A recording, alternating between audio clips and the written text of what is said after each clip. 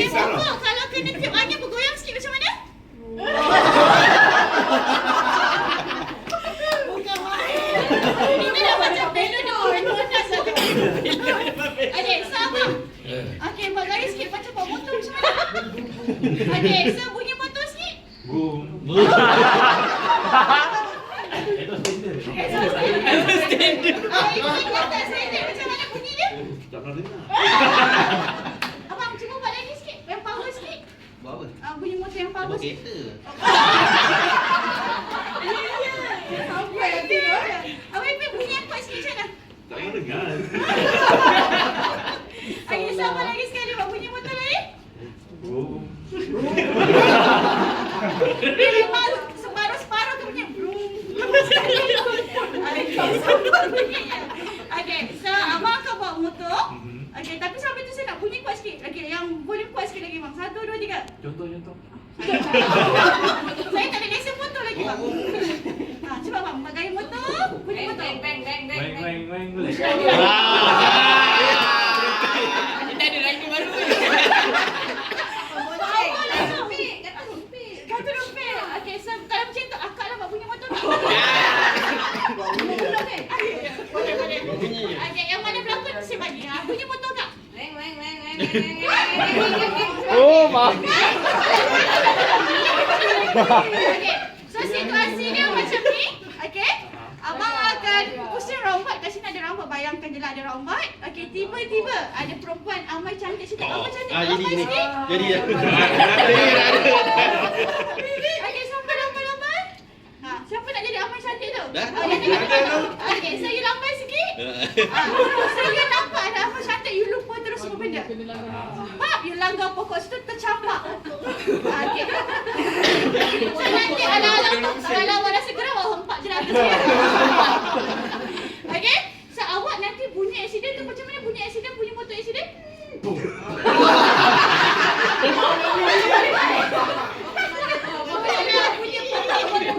Boleh dekat situ. Okey, so ready bang? Dah ingat skrip? Nak laju boleh, nak pelan boleh, tapi kena tanya dulu orang nak buat bunyi tu. Saya kan pengah dekat situ. Okey? Okey, so dah ready? Bunyi motor ready?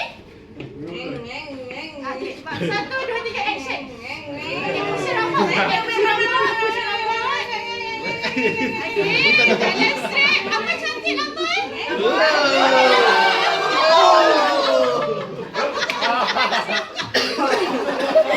Okey, bagi tepukan. Okey, abang sebab abang dah jadi maksa abang terbaring, then dia pokok duduk sini. Okey, jangan risau. Yang mana saya suruh berlaku buat bunyi tu, claim markah nanti. Okey, so abang balik. Dah bunyi. Tadi tak ada bunyi. Okey, so tadi dia tercampak, terhentak, especially dekat bahagian pelvic dia. Okay, so sebagai orang awam, especially dia person dekat mungkin dekat highway ke, dekat kawasan rumah ke, tiba-tiba ada orang terbaring macam ni. Kalau dia conscious masa, abang jangan tidur bang. Okay, so kalau dia masih lagi conscious, awak boleh tanya dia, abang okey ke, sakit dekat mana betul? Tapi kalau dia unconscious, dia pengsan dah dekat situ, macam mana kita nak tahu dia ada kepatahan? So, tanya dia. Tengok ada open implement lah. Open fracture. Okey, kalau macam situasi macam ni, dia nampak tak open fracture? Tak nampak. So apa perlu kita buat? Selak. Selak. Okey, cuba check. Ada nampak apa-apa tak? Cuba check, kita nak confirmkan dia ada kepatahan ke tak? Ada swelling ke ada apa? Okey, nampak ada deformity tak sekarang ni? Ada. Tak ada. So dia tak sedar, kita nak buat macam mana? Okey. Tadi tak dengar. Abang ikut skrip abang. Dia tak ikut skrip pula dekat situ. Okey, dia tak ada respon. Tapi dia masih lagi bernafas. Cuma kita tak tahu macam mana situasi ni. Boleh ke nak angkat dia? Tak boleh. Tak boleh. So kita nak buat macam mana? Tinggal lah kat tu. Tinggal dia macam tu. Tak bagi dia makan bang. Okey, lepas tu? Okey, so kalau situasi macam ni kita tak nampak betul. So apa awak boleh buat? First kali, awak boleh check apa satu yang perkara yang penting. Kalau tak ada pendarahan dekat tu cuba tengok ada tak dekat bahagian perut ada mengeras apa-apa takut internet? Satu lagi mungkin awak boleh selak dekat bahagian belakang tu ada tak nampak lebam-lebam. So kalau lebam-lebam awak boleh suspect dia ada kepatahan macam tu lah. Ataupun awak tengok kawasan tu ada tenderness ataupun swelling. Tapi kalau awak rasa macam awak tak pasti, awak tunggu je ambulans dekat situ. Tapi kalau awak rasa macam kepatahan tadi sebab tadi waktu dia tercampak aku nampak benda tu macam dah kena bahagian pelvic dia.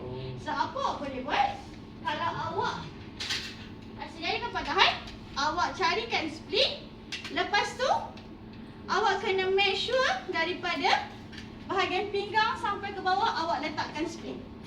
Okay, kenapa kita kena letakkan spleen? Sebab bila mangsa terjaga, dia ada tendensi tak untuk bangun? Dia ada rasa tendensi untuk bangun kan? Sebab dia macam, apa jadi dekat aku betul? Tapi sebabkan kita tahu dia dah ada kepatahan, kita kena letak spleen supaya dia tak bergerak. Okay, so katakanlah awak dah letak spleen satu dekat sini, sebelah sini perlu letak tak? Okay, kalau boleh kita letak dua-dua, apit dua-dua. Okay, so saya nak lagi 2 orang volunteer. Okay, tolong ikatkan kaki dia. Bayangkan saya dah letak spleen. Ikatkan kaki dia bahagian sini, bahagian sini, bahagian sini. Okay, bahagian yang saya tunjuk tu sebenarnya dia ada ruang untuk awak masukkan kain ke, atali ke, bandage ke untuk kita ikatkan dia. Bang, okey bang? Duduk ke tu bang? Sebab nampak saya tak boleh tenang di situ. Okay, so apa yang saya nak awak buat, awak ambil chain guna bandage. Okay, saya perlukan 2 orang volunteer. Buat macam ni. Lepas tu awak cari ruang yang terbuka. Maksudnya contoh ruang yang terbuka dekat bawah pinggang. Dan okay, lepas tu awak tarik zigzag sikit, bagi kena bahagian dia punya pelvic. Lepas tu awak ikat sahaja. Okay, boleh? Farhan satu, okay, lagi 2 orang tolong. Dekat bahagian mana? Buku lali dengan bahagian? Dengan tapi awak bayangkanlah awak dah letak spleen dua-dua dekat sini. Jangan angkat badan mangsa. Okay, kita tak boleh angkat badan mangsa sebab kita tahu kita suspect dari kepatahan kan? Okay, awak hanya boleh gunakan ruang itu sahaja.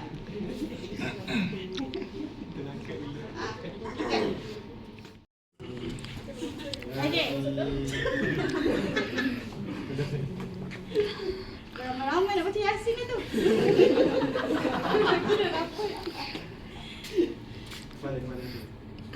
Okay, so awak boleh buat macam ni. Tapi satu lagi cara, apa yang kita boleh buat, katakanlah kita nak rapatkan betul-betul kaki ni kan, awak buat ikatan yang macam ni.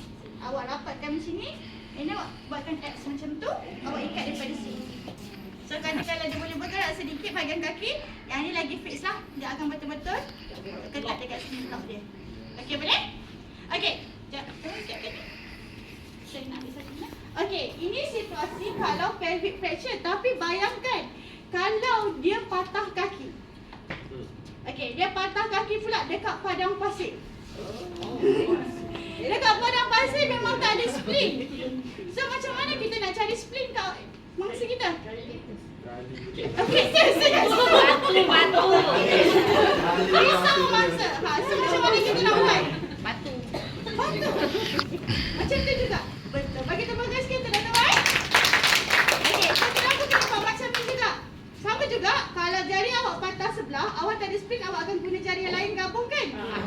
Sebab yang ini kita panggil body system. Supaya dia boleh ampuh dekat situ. Okey? So sama juga boleh buat macam ni. Tapi saya nak tanya pula situasi, katakanlah tiba-tiba tulang dia tercucuk keluar macam ni. Bayangkan marker pen ni adalah tulang. Tulang mangsa. Maksudnya dah terkeluar dari situ. So apa perlu kita buat?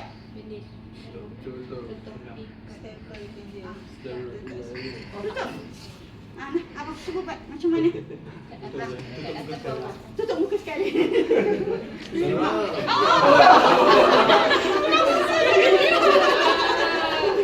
Macam mana kita nak buat? Kalau awak tutup macam tu, awak menekan tak? Menekan.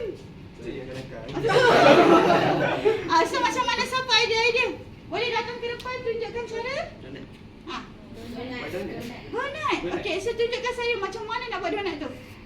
Macam Awak masuk ke dalam tulang. Macam mana nak buat tu?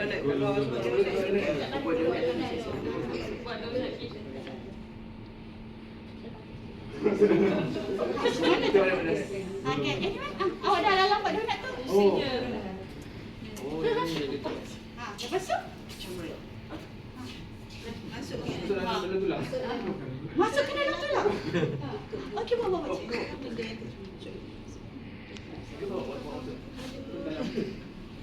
Oh, jangan tanya saya. Awak buat je dulu. Nanti baru saya bagi respon. Cuba masuk dalam. Ramai-ramai ni macam mana? Saya tak dapat untung buat sok dia ni. Tarik saya. Bila dah pegang tulang tak ada. Okey, tulang tu macam mana nak buat? Ada idea? Ada yang cuba nak datang cuba tolong buat? Letak sesuatu bawah tulang erat ni. Okey, bawah tulang. Macam mana nak buat kamu? Boleh je. Kita discuss dia ni.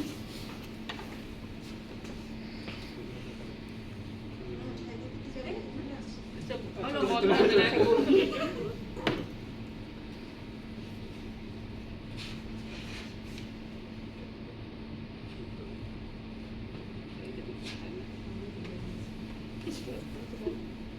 Oh, akak.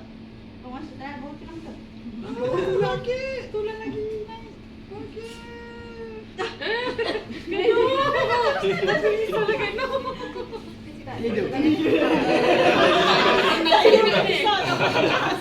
Goyang dan biasa melayan. Okey, letak kat situ lagi. Letak sebelah lagi donat. Lepas tu baru ni. Bala-bala. Sebab kita nak saput tulang dia supaya dia patah. Tembak apa? Kita dah immobilize kaki dia, so tak ada possibility untuk bergerak.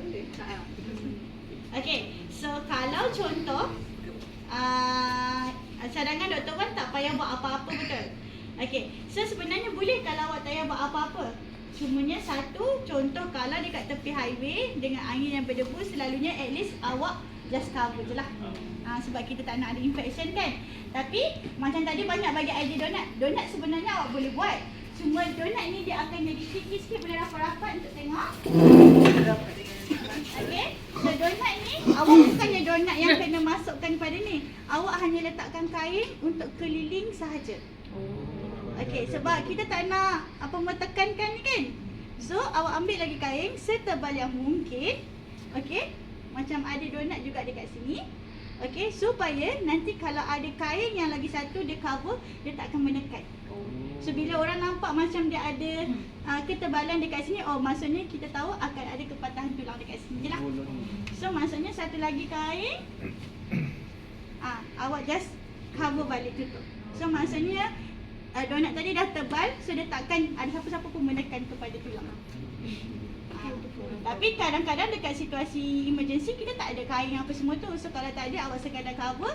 Tapi awak kena bagi tahu juga. Sebab apa? Takut nanti bila awak tinggalkan mangsa, ambulans sampai, tak ada siapa yang tahu sebenarnya apa yang berlaku. Ada tulang yang sampai terkeluar macam tu. Itu sahaja. Okey, boleh? Okey, so kalau boleh, okey, jomlah kita beramai-ramai angkat tangan CRC. Tak adalah, saya kurang je. Okey.